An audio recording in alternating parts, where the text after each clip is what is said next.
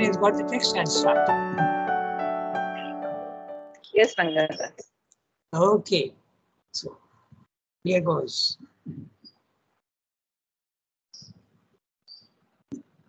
It must be remembered, however, okay, just a brief summarization of whatever he has said up to now. Okay, he has said that the ignorance, he is trying to find out the source of the ignorance. And he has said that ignorance is basically nothing but it is not something negative. It is the power of the knowledge to condense itself and make itself less.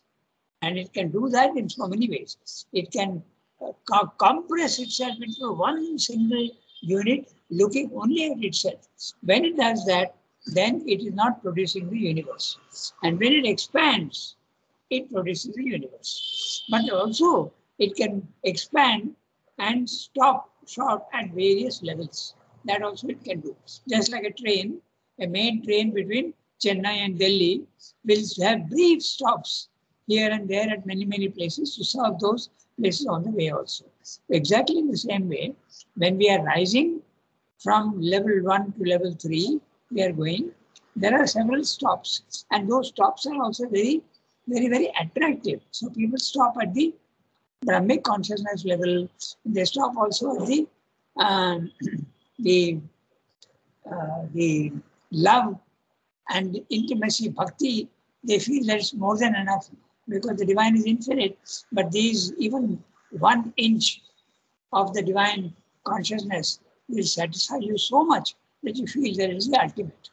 Okay? So this is what he's been saying. So he has also told us that the knowledge that the soul has at the highest level continues to be there even at the lower level, but it is relegated to the background.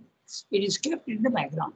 Okay? Just like when we are working in the physical world, we are concentrating on something, all the knowledge that we have of where we live, who are our relatives, from where we have passed out from school, all these things are put away into the background of our consciousness.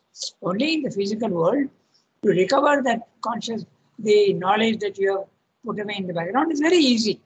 But in the spiritual field, the knowledge that you have put away in the background of the divine, the knowledge of the divine, is not easy to recover. It takes a long time and a great effort. And if you ask why, again we come back to the theory of Leela. The divine is playing with himself, he is having an adventure, and he is doing that through millions and millions of creatures. And the game is non-stop. Don't think that once you have reached, the game will stop. Because the souls being born from the infinite matter, okay, it's going on, coming. There is a constant supply from there. This is also one question which many people ask. From where are souls coming? The souls are coming from the highest level, but they plunge into the inconscience. And from there, they take on an individuality and they start climbing up slowly. Okay? And the individuality are the atoms in matter. And the atom also is a conscious particle of the Supreme Satchidananda. And each consciousness in the atom slowly goes on increasing its consciousness and awakes. Okay? So the consciousness that is evolving, not the body-mind life. The body-mind life goes on changing. With this background, we start reading now what he is saying. So, it must be remembered, however, that when we speak of a partial movement of consciousness force absorbed in its forms and actions in a limited field of its working, this does not imply any real division of its integrality. So, look at each thing and see exactly what he said. It must be remembered, however, that when we speak of a partial movement of consciousness force, then it's very easy to understand this at the physical level, so we'll just say that. Okay. When I am concentrating on, I am reading now the paragraph in Life Divine, and I remember I put away all the other things into the background of my mind. Okay, I don't remember. I had breakfast and I will have lunch, all these things, my different family members, all they put into the background. But it does not mean it's a partial movement of consciousness, concentrating on what I'm reading. Okay? But he's saying that what you have put away in the background is not lost. Okay? It's not divided. The fullness of knowledge is there in the background, but not in our physical world. I only gave the example of the physical world to understand. But the soul, the physical world is, the consciousness is never divided. Good morning, Shilpa. You have come back from your tour. Good morning. No, Rangada, I am not yet come back, but I am still out only. I am in New Zealand. Oh, I see, with your son. Okay. You are coming back today. No, I am coming back on 16th. Oh, acha. You managed to get a connection there. Okay, fine. Yes. All right. We are doing on page 615, Shilpa. So, this is also amazing. In the spiritual field, the soul has identified itself with body, mind, life. That is what the partial movement of consciousness force is. But the soul has never really lost its consciousness of the Supreme. It is there in the background. Okay? It is not lost. That's what he's saying. There is no real division of its integrality.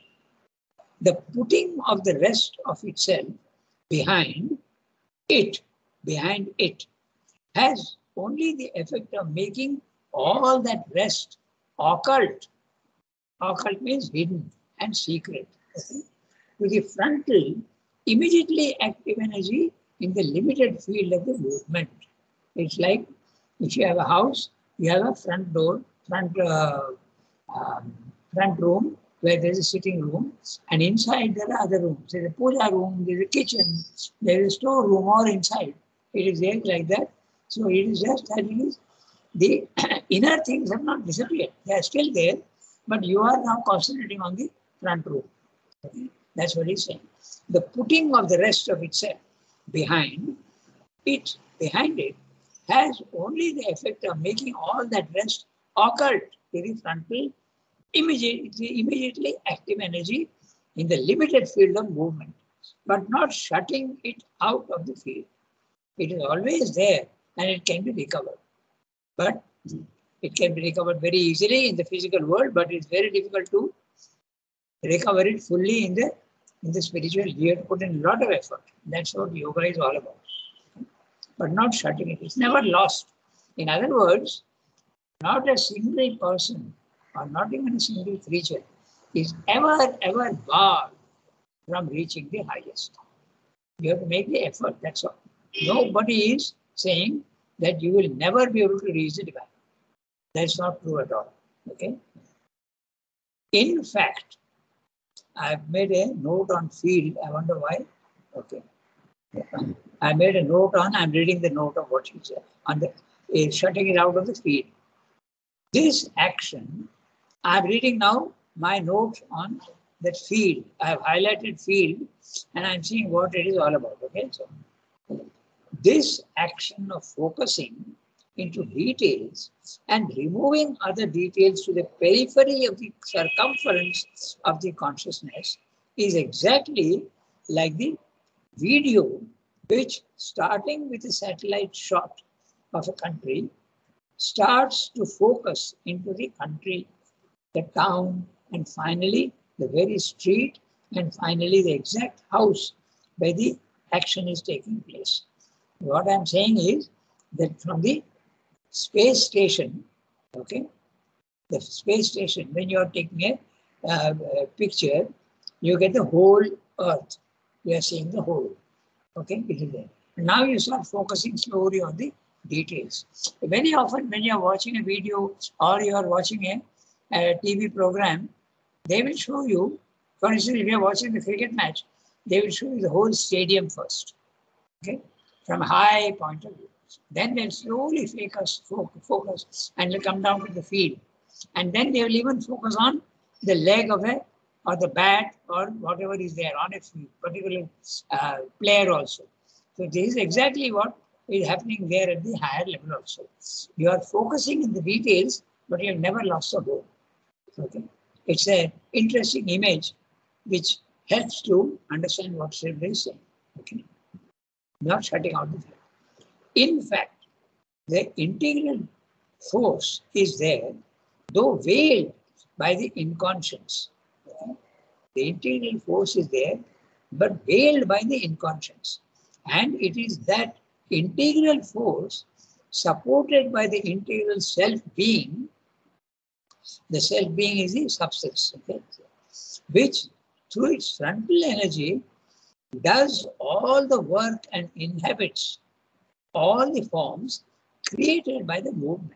So what Sridhar is saying is that the supreme consciousness force from the supermind, when it comes down, it is focusing on the details in the physical world. Okay?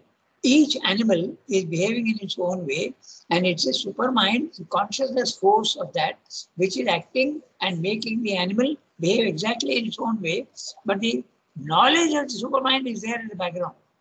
Okay? It's the same with the human being also. Okay? It's everything, in fact. Each form, so we talk of each form. Okay?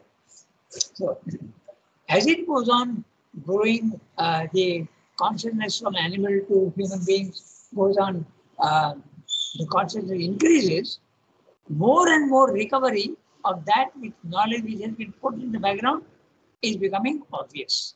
Okay? So, is the uncovering of the hidden things. That's what Sridhar said. In the integral, supported by the integral self-being, which through its frontal energy, the one that is concentrating on the details, does all the work and inhabits all the forms created by the movement. Now, this exactly what he's saying, it can be explained very well by the tree, which is mechanically looking for water below and light above. Okay? But it is doing that. Why is it doing that? Does it have any knowledge? That knowledge is there, but hidden in the background of its consciousness. This is what Sridhar said. It's exactly the same in our body also. The body is functioning magnificently, beautifully. The kidneys are working, the stomach is working, okay? The eyes are also working, doing each one. But is it doing it consciously? No, it is not doing consciously, it's doing mechanically. But the knowledge of the whole is there in the background, and it is that which is allowing the details to work out perfectly, although it seems to be mechanical. This is what Sridhar said. If that background consciousness was not there, okay, then there will be chaos in the outer behavior. But because the background is there, the full thing is there, it is doing that, okay, it is doing that infallibly. He often uses this knowledge of the instinct of animals and our body working so magnificent. You will feel that, my God, it's fully conscious. Okay? Just imagine the blood being purified. Okay? The kidneys are removing all the toxins and throwing them out of the body. It's almost a conscious phenomena, but it is not. It's a mechanical phenomena. But it is because of the consciousness behind that this working is infallible. That's what Sridhar is saying. Okay? So, if that force, consciousness force was not there in the background, the mechanical working would not be perfect at all. That is the whole idea. Okay, so it is to be noted also that in order to remove the veil of the ignorance, the conscious force of being in us uses a reverse action of its power of exclusive concentration. It quiets the frontal movement of Prakriti in the individual consciousness and concentrates exclusively on the concealed inner being, on the self, or on the true inner psychic or mental or vital being, the Purusha, to disclose it. Now, what he's saying is very interesting. It's like reverse engineering. Okay, yeah, the Japanese are very good at it. What they do, they want to know how a machine is working. Let's say even a car, very simple. So they'll buy a car from America and then they'll take out all the parts one by one and do reverse engineering. They'll see exactly how each thing is working, put it together, and then they have the knowledge of the whole car. Okay. So here also exactly the same. When the consciousness from the highest level is coming down into the physical world, it is slowly focusing on the details, but it has never forgotten the full consciousness. This is one. This is an involution. Now in the evolution, it's exactly the opposite that takes place. You have to forget the details, just as in the involution, the totality is forgotten and the details are focused on. Exactly in the same way, when you want to go back to the divine, you have to forget the details and focus on the oneness. That's yoga. That's concentration. So that's what Swami is saying. Very interesting. What he is saying, manifestation is a downward movement. And the consciousness is hiding behind and working out everything in the frontal in details perfectly. But now you want to recover your consciousness, you want to know from where you have come. Then you have to forget the details and go into the totality. It's a reverse action. Okay? You forget your body, mind, life and concentrate on your soul. And then you go back to where you came from. Okay? So, it is to be noted also that in order to remove the veil of the ignorance, the consciousness force in us, of being in us, uses a reverse action of its power of exclusive concentration. It quiets the frontal movement of Prakriti. He is using very wide words, but you have to forget your body, mind, life. That's a movement of Prakriti in the individual consciousness and concentrate exclusively on the concealed inner being. And that inner being can be twofold: on the self or on the true inner psychic or mental or vital being, the Purusha. Okay. So what does it mean by that? Self and psychic is very clear. But there is a mental Purusha, there is a vital Purusha, and there is a physical Purusha also. Purusha is the consciousness behind. So you have to forget the Prakriti and concentrate on the Purusha. Okay? The Prakriti is the outer nature and the Purusha is the inner. You can do that at any level. Normally you do that at the mental level. Okay? To disclose it. Now, they are saying once you have done it, what happens? But when it has done so, it need not remain in the opposite exclusiveness. So, what's he saying? He's saying that the Mayavadin and the Buddhists has done this. Okay, they have forgotten the outer and they have gone to the inner. But now they are stationing themselves permanently in the inner. And so they're saying that's not necessary. In other words, you can come down with that totality again back into the details of the physical world. Go back from your outer to the inner, and then you don't need to stay there permanently like the Buddhists and the Mayavadis, rejecting the outer. You have to get back, and you can get back into the outer also with the total consciousness. That's it. But when it has done so, it need not remain permanently in this opposite exclusiveness. The opposite exclusiveness, concentrating only on the Brahman consciousness, the world I'm not interested in, it is not even real. That's what he said. Which includes both being of Purusha and action of Prakriti. In other words, be in the physical world, don't reject the physical world, get the divine consciousness and continue to do work in the details of the physical world. The soul and its instruments, the self and the dynamisms of the self-power, Atma Shakti. It can then embrace its manifestation with a larger consciousness, free from the previous limitation, free from the result of nature's forgetfulness of the indwelling spirit. This whole thing is there in the Isha Upanishad. The Isha Upanishad says, you are in ignorance, and when you go to the Brahmic consciousness, okay, you have got knowledge. But if you stay put only in the knowledge, that also is a sort of ignorance, because you have to go to the highest level and include everything, top, middle, and bottom. If you do that, then that's a real, the absolute total reality. Don't neglect the lower, because the higher is very interesting. Now, it's a very interesting question, because Sridhar is saying that the lower is not negative. So how do we view that? Because man is in the negative, he likes the positive. But suppose you were from the beginning only in the positive, in other words, only in the oneness, there will be curiosity to know what you will be in the many. Okay. So that's why, that's exactly what the divine is doing. He is coming down here. There is nothing negative. We feel that it is negative. Suffering is negative. Death is negative. Okay? Unconsciousness is negative.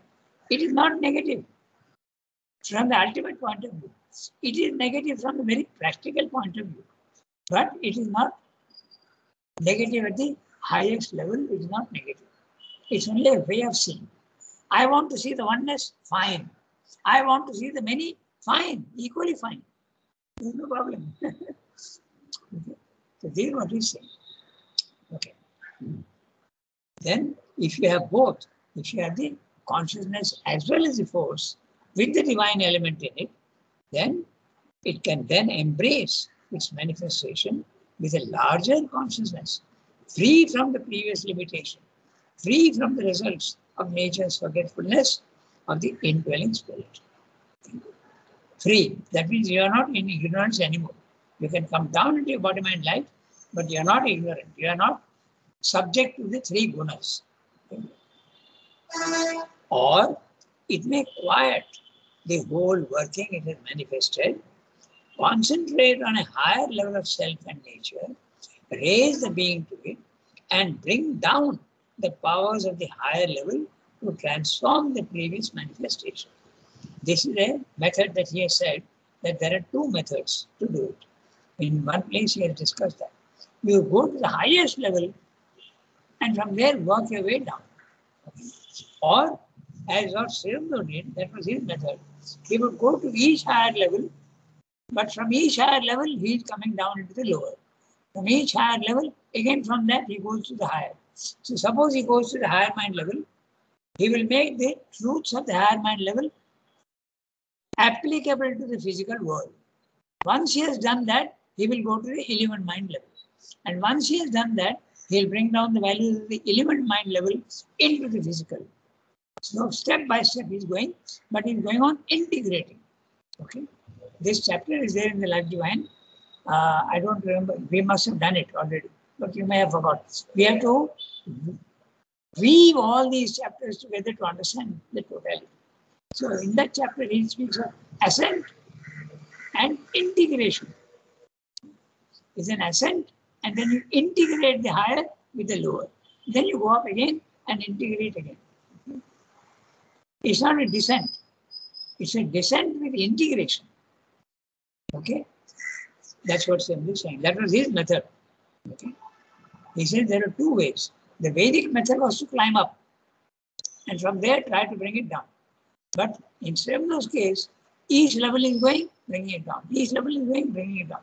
In fact, if you remember, Savitri is exactly what he did. He used Savitri as a ladder. Okay? Every time he rose to another consciousness, he rewrote once the first canto. Okay? 50 times, 50 times he did that. And now it's clear what he's saying in this para. This is what happened when the consciousness force decides to raise its evolution from the mental to the supramental level.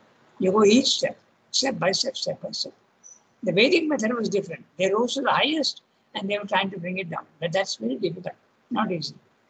This is not, neither is Sridhar's method easy, but this is what he did. Okay. This is what can happen when the consciousness force in our being decides to raise its evolution from the mental to the supramental level. In each case, it is tapas that is effective. Tapas is the concentration, the heat which is produced by concentration. Okay. That is effective. But it acts in a different manner according to the thing that has to be done. At each level, There is a different consciousness and you have to do it in a different way. According to the predetermined process, dynamism, self-deploying of the infinite. He is speaking here of the general evolution, but it can apply equally to the individual evolution, which is yoga. Okay. So now we have discussed it in detail. You can see how much there was. So again, to summarize everything and get it in a brief one para. Okay, so small para. I am reading the summary. Yesterday we read it, but today we read it. No, yesterday we didn't read. Sorry. Last time I think we did. Okay. It must be remembered that when we speak of focusing on a detail and forgetting the rest, it is not really an oblivion. It's not a permanent forgetfulness, but only a putting away out of the vision range into the periphery where the forgotten waits to be recovered once again. Okay? It's only a relegation, a change of position from the center to the outer circumference of our attention, not an abolition or an annulment. See, when the soul comes down into the lowest level, it has not forgotten its real nature. It is only forgotten apparently. That's what it is. Okay, so now again, let us note that just as ignorance is a focusing on details and relegating the other unwanted minutiae details to the outer ranges of our consciousness, exactly in the same way, the recovery of knowledge, the whole and putting away the details is done by a reverse action. This is done by concentrating on the whole and forgetting of the many. By focusing on the self, okay, supraconscient or the psychic intraconscient, these two are the first and second movements. In a third movement, it is possible for man to concentrate on the higher ranges of consciousness by quieting the lower mental movements, and then by the descent of the higher into the lower, transform the lower into the higher. Man can then have a harmony of the one and the many. This is what the integral yoga is trying to do. Okay? So there is a pattern. Okay? I hope I have been clear. I am not sure as to whether I have been sufficiently understood. But this is what we say. Okay? So we have 11 minutes more. We can read one more. Not still.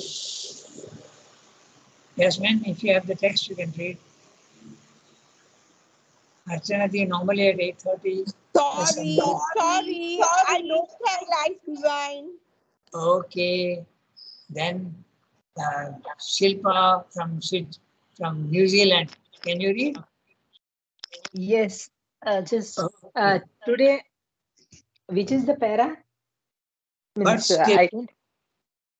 Yes. Para is but still at page 650. 650. No, 615. Okay. Yes.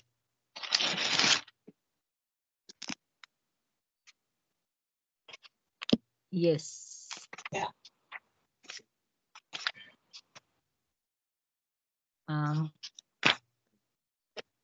And how it starts? So it's not But still. live. Last para. Last.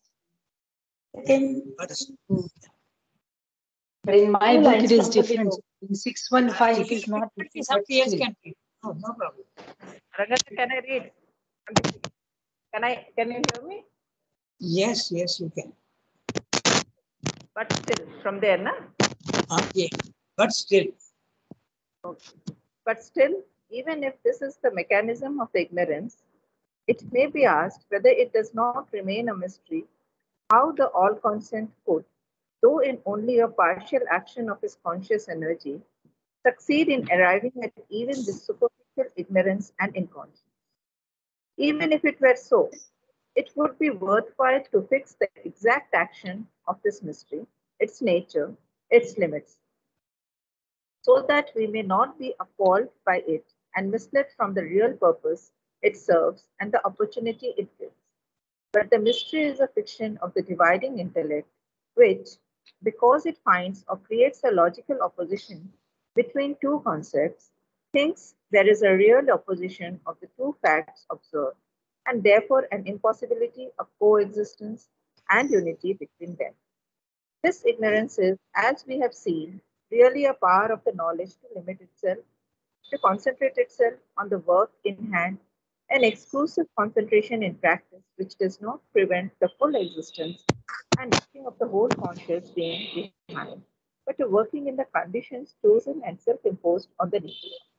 All conscious self-limitation is a power for its special purpose, not a weakness.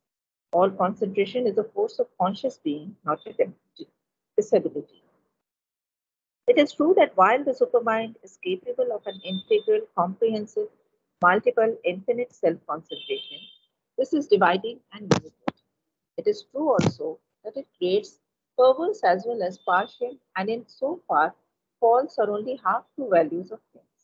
But we have seen the object of the limitation and of this partiality of knowledge, and the object being admitted, the power to fulfill it must be admitted also in the absolute force of the absolute being.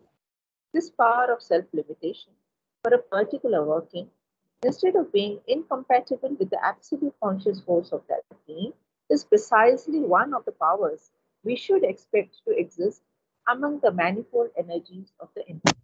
My paragraph ends here. Yeah.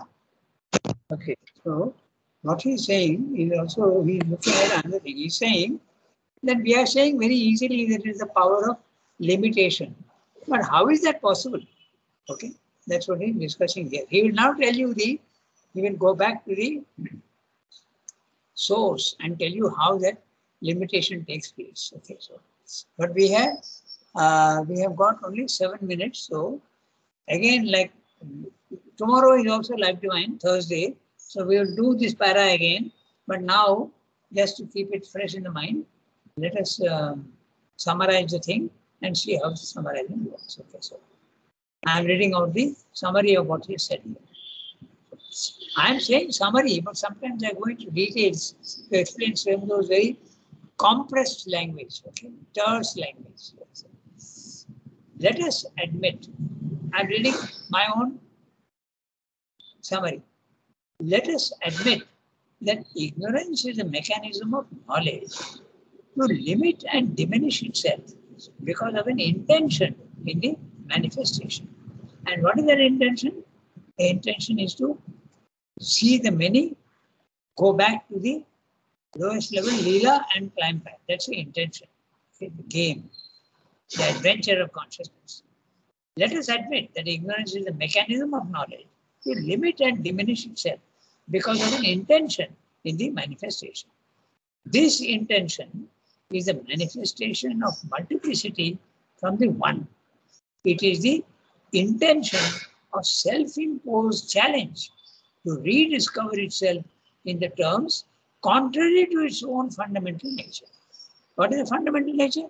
Oneness and knowledge. So it is placing itself in the multiplicity and the ignorance to climb back. That's the intention. The infinite consciousness, the one, the immutable, the free and formless, must find itself in the terms of the opposites. Multiplicity, mutability, bondage to a fixed form. Okay.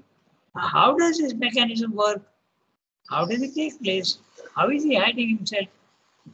The mystery is really based on a fictitious supposition that two contraries cannot coexist. This belief springs from the dividing action of mind. Ignorance and knowledge are not opposites, but the former is really a power of the latter to limit itself into a specific purpose. And that purpose is to concentrate on a limited work at hand. It's like the astronaut who from the space station is seeing the whole world. That's one way. But when you are on the earth, you are looking at only details. You are in the house, you are looking at your very detailed map. It's exactly that. Looking at the whole and looking at the details. Conscious self-limitation is not a weakness, but a power. Concentration of force is not a disability, but a positive, skillful ability which allows itself to focus on a detail while relegating all else to the outskirts of attention. It is true that supermind is integral, capable of a multiple unity, a total comprehensive action, which includes both the one and the many simultaneously. Whereas ignorance is not integral. It is also true that ignorance brings in perversity, partiality, and falsehood. But these negative features are not fundamental, but they are results. Okay? They are end products of limitation. So we say the ignorance is negative. It is true in this sense that it brings in perversity, partiality, and falsehood. But these are not permanent. Okay, that's what I'm saying. But these negative features are not fundamental. They don't exist by themselves. They are results. Okay? And they can be cancelled. End products of limitation. The purpose of manifestation necessitates limitation, which brings in these negative features. This is exactly what must be expected if we admit manifestation of the one into the many. So, rather than seeing it as something negative, which is true at the lower level, but it is not something negative at the higher level.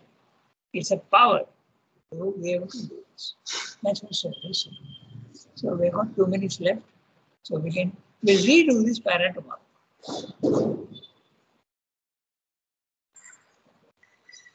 It's not a very big para, but still. Okay. Merci Okay. beaucoup. Yes, Okay. Rangada. Yeah. I would like sometimes to get feedback to know whether I am being clear enough. Otherwise, and sometimes I have a tendency to go too fast. So I would like a feedback sometimes. Okay. Then you can ask You are me excellent.